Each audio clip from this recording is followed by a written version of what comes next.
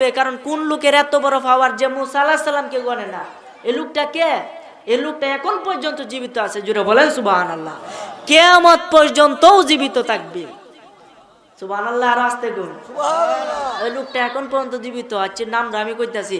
তখন দুইজনে নদীর পাড় দিয়া উঠতেছে, ওইটা হাঁটতে হাঁটতে যাইতেছে, নদীর ওই পারে যাবে।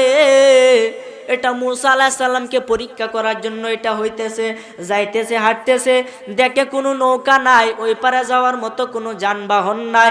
তখন দেখে একটা লোক নৌকা নিয়ে বসে আছে, একজন গরিব মানুষ। তখন এই নৌকার মধ্যে উঠছে, উঠার পরে ওই পারে চলে গেছে। পায়রে যাওয়ার পরে তিনি কি করতেছেন, মুসা আলাইহিস সালাম পকেট থেকে টাকা দিতেছেন, নেও তোমার ভাড়া নেও। হুজুর না না, আপনারা হুজুর মানুষ, আপনারা তো ভাড়া নিতে জীবনে কি কামাইলাম, আমি গরিব হইতে পারি কিন্তু আমার আচরণ খুব ভালো, আমি আপনাদের কাছে কোনো টাকা নিব না। আচ্ছা কোন জীবনে কি বালা করছে না খারাপ করছে? এর থেকে বালা কিছু আছে? তখন ওই যে লোকটার সাথে, যে লোকটার সাথে মুসা আলাইহিস সালাম দেখা হয়েছিল, এই লোকটার তো একটা লাঠি আছে, এই লাঠি দিয়ে ইমন ফার্ম আছে নৌকার তলিকানা বানাইছে। কোন জীবনে কারবারটা এই লোকটারে বিনা টাকা দিয়া উড়াইছে, সাহায্য করছে, এই পারে নিয়ে গেছে। এই লোকটা নৌকা ভাঙ্গার কিছু দরকার আছে? আর নবীদের মধ্যে মুসা আলাইহিস সালামের রাগ আছে সবচেয়ে বেশি। উনি যখন রাগ করতেন, তার চুল, তার ফাগরি ছেড়ে পারিত, এত রাগ আছে।